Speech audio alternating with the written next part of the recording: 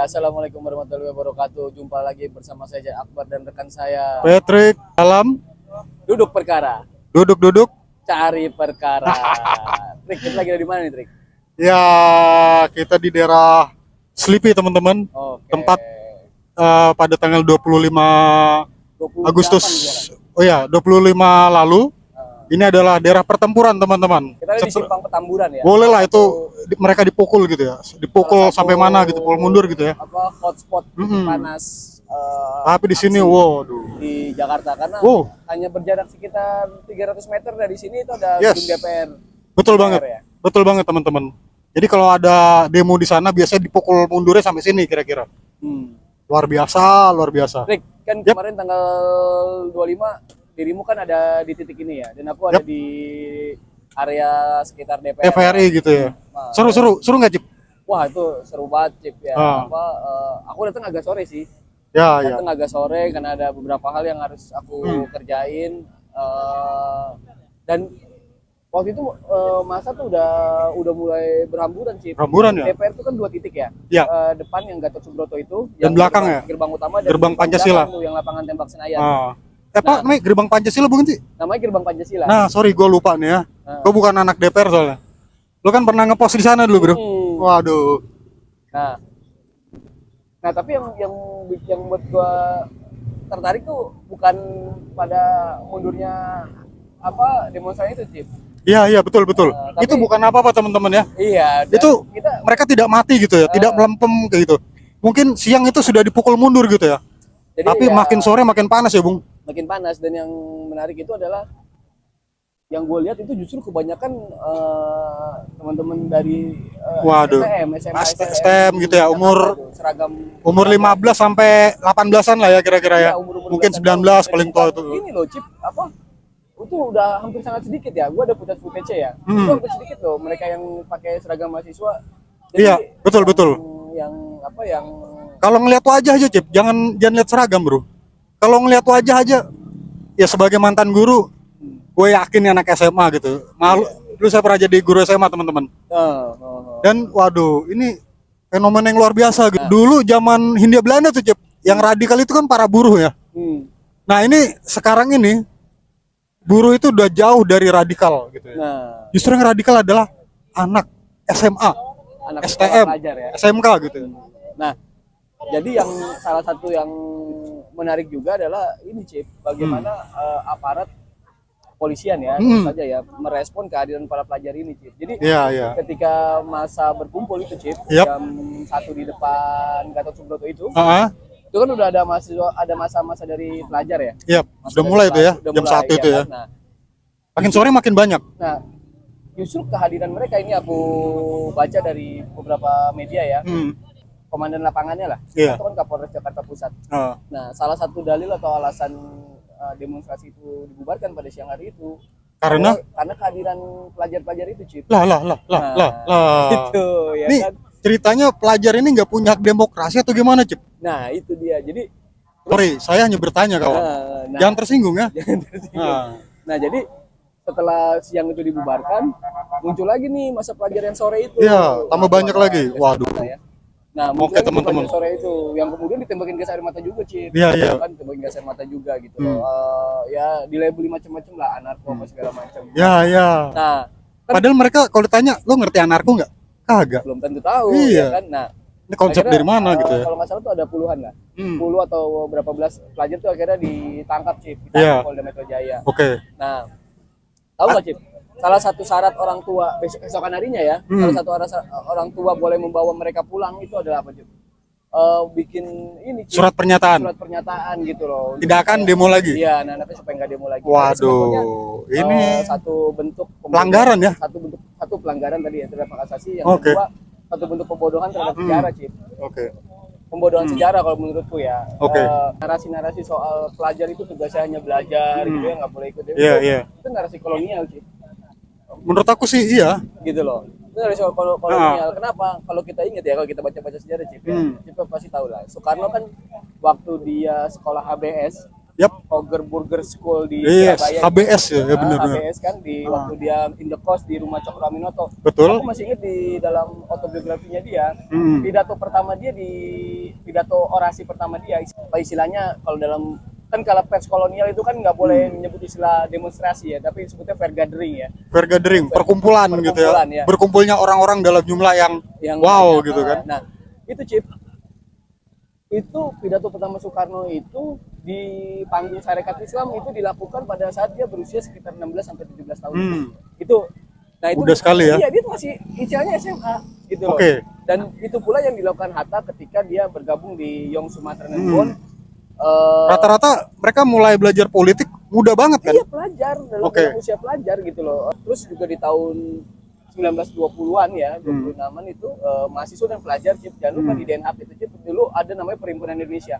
Oke. Nah, mereka itu bikin demonstrasi di depan ini ya, Cip, depan parlemen Belanda, menuntut kesetaraan perlakuan antara pelajar dan mahasiswa Bumi Putra yang dari Hindia Belanda itu, orang-orang Bumi Putra yang belajar di sana, dengan mahasiswa Eropa gitu, European itu. Nah, jadi dari sini aja udah tergambar gitu loh, bahwa sebetulnya keterlibatan pelajar dalam aksi-aksi demonstrasi, aksi-aksi massa itu bukan hal yang tabu gitu loh. Jadi kalau mau kita bilang bahwa salah satu organ penting dalam gerakan kebangsaan, gerakan kesadaran kemerdekaan itu bukan cuma diinisiasi oleh kelompok-kelompok intelektual, kedokteran, kemudian politisi, tapi juga pelajar. Iya, iya. Nah, kita pindah posisi dulu nih ya, guys ya, karena tadi ada panggilan dari istana boneka. Nah, begitu juga balik lagi tadi soal keterlibatan pelajar-pelajar dalam aksi massa ya. Pada masa revolusi, pasca proklamasi kemerdekaan itu Cip, kan juga pelajar-pelajar itu kan ngambil peran ya, mungkin bisa cerita banyak gitu. Oke, gini aja deh sederhananya, waktu itu ya, waktu orang-orang Solo mengepung markas Kempeta itu, ya, itu pelajar-pelajar ada. Mau tahu siapa contoh terkenalnya? Mungkin anda pernah dengar Panglima ABRI yang namanya Leonardus Benyamin Murdani. Dia ada di situ loh. Dia ada di situ. Ya, jadi, ya, LB Murdani ya. Umur masih 13 tahunan itu ya. Masih ya lebih muda lagi daripada anak-anak SMA ini gitu kan. Dia ikut ada di situ, dan dia bukan satu-satunya, saudara-saudara. Masih ada contoh lain. Banyak itu kalau anda tahu Aribowo itu bapaknya tentara pelajar gitu ya. Dan ini dua dari sekian banyak itu memang ada tentara pelajar itu ada teman-teman, dan usia mereka adalah usia-usia sekolah, usia-usia SMA, usia-usia yang harusnya itu nonton ke bioskop ya Jep ya. Iya, kalau sekarang pacaran gitu kan. Tapi kali ini oke lah, untuk hari ini kadang-kadang pelajar-pelajar ini sisihkan waktu untuk ini gitu ya. Untuk ya melepaskan kegelisahan mereka gitu ya. Ini sangat luar biasa. Soalnya kalau umurnya sudah lewat dari 20 tahun itu agak-agak susah Cip. Biasa ikut kanda-kanda dan yunda-yunda. Iya. Yakuza, yakin kuasa sampai gitu ada ya. Ada istilah baru sekarang Cip. Kandidat apa tuh Cip? Kanda di mana Dinda mendekat. Oke. Siap kanda gitu kan.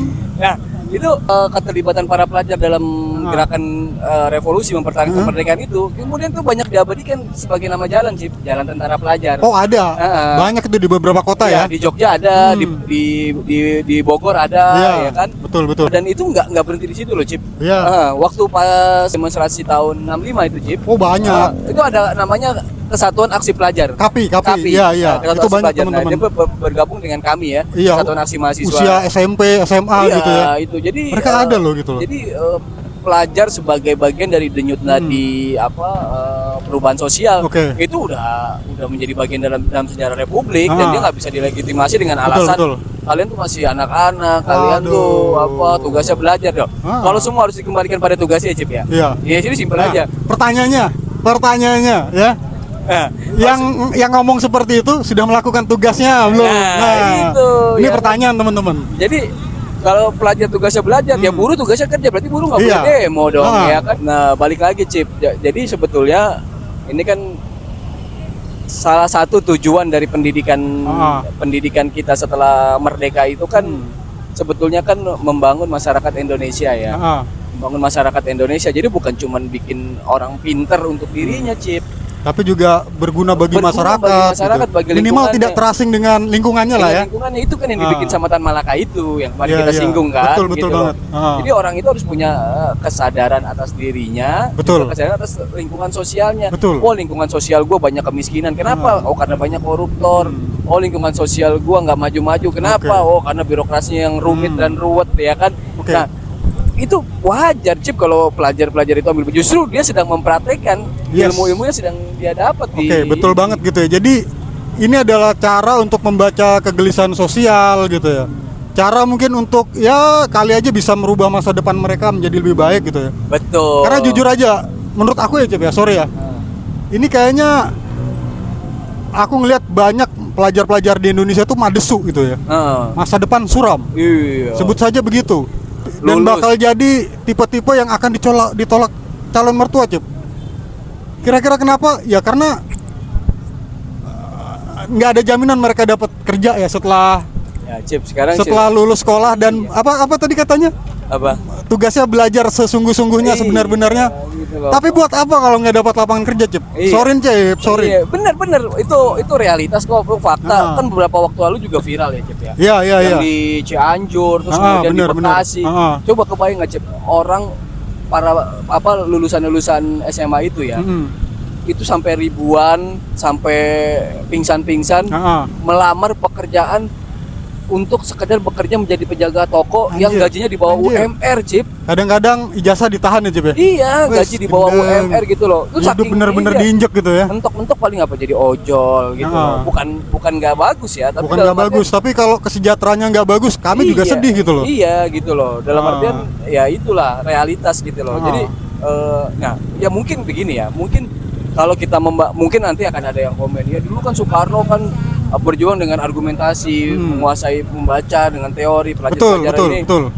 lebih banyak rusuhnya lah gitu kan. Nah, justru itulah tugas kita, mendidik mereka gitu loh, untuk menjadi gerakan massa, gerakan bagian dari gerakan rakyat yang kritis gitu loh. Yang sadar gitu ya. Iya, jangan mereka dianggap sebagai beban gerakan. Oke, kita udah di tempat persembunyian yang lebih aman. 98 juga pelajar juga turun, ada 98 itu. Gue nanya Bang Adian Apitupulu nih, pasti dia punya jaringan pelajar kan? Iya, walaupun digerakkan sama mahasiswa, tapi di berbagai daerah pelajar tuh ikut turun. Ya, jadi dari situ sebetulnya kita bisa ambil satu kesimpulan, Cip, bahwa pelajar ikut demo itu bukan hal yang tabu dalam sejarah Republik kita. Betul Itu banget. Jadi bahwa pelajar tugasnya belajar betul, tapi juga jangan nihilkan ketika mereka punya kepedulian terhadap sosial. Betul banget. Gitu. Bahwa kemudian pelajarnya tahunya cuman demo anarkis. Ya itu justru tugas kita itu. Kecuali bapak lo Saroni. Lo terserah kalau bapak lo Saroni, belajar yang bener gitu kan. Tapi kalau kita bukan anaknya Saroni, ya anggap aja terserah deh. Anak apa aja tapi hidup lo susah gitu kan. Wah enggak. Gua sih nggak pengen ngalamin lagi Cip kayak gitu. Cip. Iya. Gila coy. Gila. Kita nggak kuat teman-teman. Walaupun ya kami jujur aja kami beruntung ya. Kami nggak merasa paling sial. Tapi yang lebih sial daripada kami itu banyak teman-teman. Banyak dan jumlahnya nggak sedikit. Jutaan itu menurut BPS itu loh. Jadi justru kita harus angkat topi, harus apresiasi pelajar-pelajar yang mau ambil bagian, ambil peran. Ini bagian dari sejarah mereka loh Cip. Nah, yang penting dalam belajar sejarah itu adalah bagaimana agar kita membuat hidup kita lebih baik di masa depan. Itu lebih penting teman-teman. Iya. Bukan menghafal apa isi tritura, nama-nama pelaku G30S siapa gitu kan. Penting itu adalah bagaimana kita istilahnya memperjuangkan hidup kita. Kalau Anda memperjuangkan hidup Anda agar tidak lebih sulit daripada keadaan sebelumnya, agar kita tidak lebih konyol daripada kita di zaman Soeharto atau zaman Soekarno, ya jadi itu ada baru satu betul istilah gitu. yang menarik, sejarah untuk masa depan gitu. Oh iya, sejarah memang untuk masa depan Cip. Dan jangan lupa, Anda boleh menuduh mereka yang tidak, tapi faktanya mereka adalah masa depan kita semua nggak sih?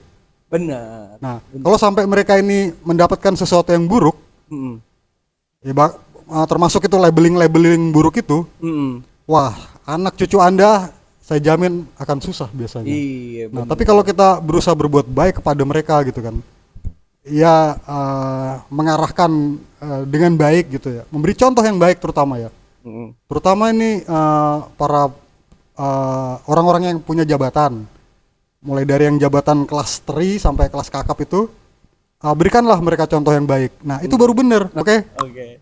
Sampai jumpa lagi di Duduk Perkara. Duduk perkara, Duduk-duduk duduk-duduk cari perkara. cari perkara.